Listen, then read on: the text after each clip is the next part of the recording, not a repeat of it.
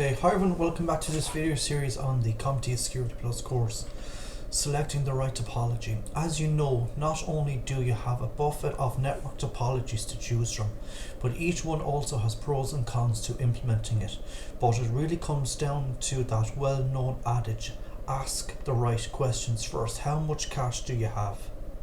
And how much fault tolerance do you know you really need? Also, is the network likely to grow like a weed?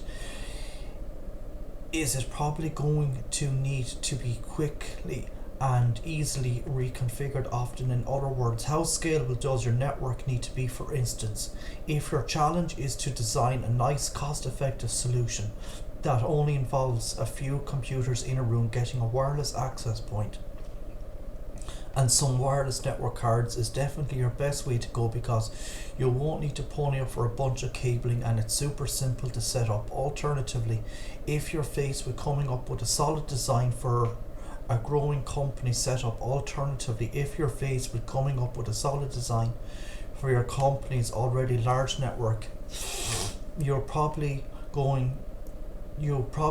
to go using a wired star topology, because it will nicely allow for future changes. Remember, a star topology really shines when it comes to making additions to the network, moving things around and making any kind of changes happen quickly, efficiently and cost effective.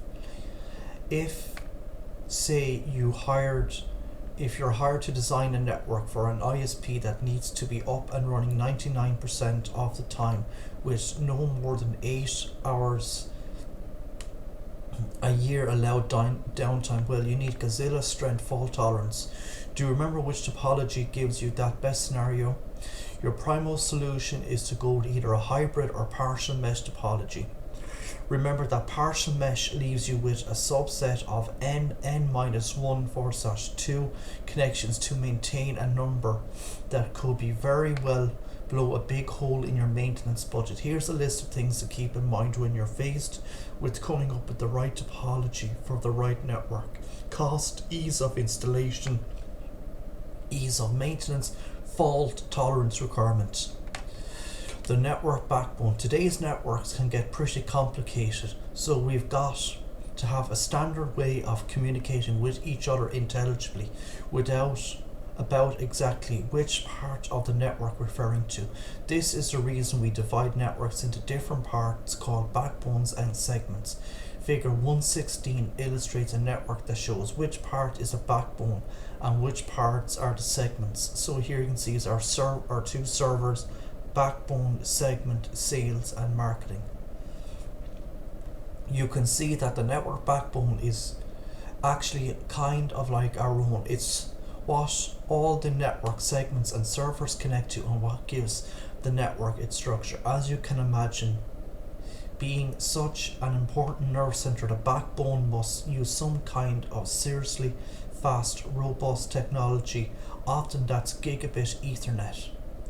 And to optimize network performance, that is speed efficiency.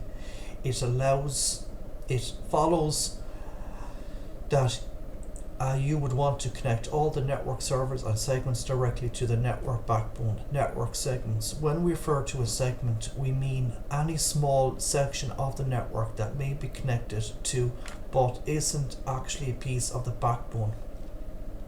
The network's workstations connect to its servers, which in turn connect to the network backbone. You can see this by taking another look at figure 116, which displays 3 segments, as we can see here: 1, 2, 3, and our 2 servers.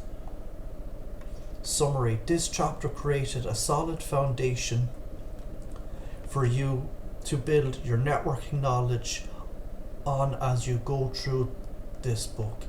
In it you learned what exactly a network is, and you got an introduction to some of the components involved in building one: routers, switches, hubs, as well as the jobs they do in a network. You also learned that having components required to build a network isn't all you need to understand. The various types of network connections, methods like peer-to-peer and client-server, is also vital. Further, you learned the various types of logical and physical network topologies and the features and drawbacks of each. We wrapped up the chapter with a short discussion about network backbones, segments and equipment you need, with the right questions to ask yourself to ensure you come up with the right network topology for your networking needs. So I'm going to leave it here today for this video. If you like listening, please consider like, sharing and subscribing. Thank you.